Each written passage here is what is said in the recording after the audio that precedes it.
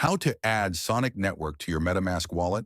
As you know, Foxify uses the Sonic Network, which we'll need to add to Metamask manually. So go to Google, then search how to add Sonic Network to Metamask, and simply click on the search result that says Sonic Labs Docs.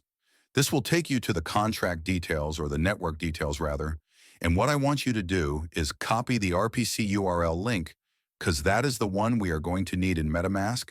The rest you can type in manually, then open your Metamask wallet, go up top and select Add a Custom Network.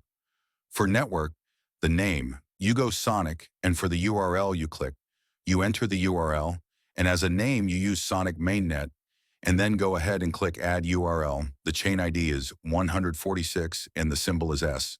Then go ahead and save, and because I already added it into my Metamask, it's giving me this message, so just hit save. And if you go up top again, you will be able to see your Sonic Mainnet right there.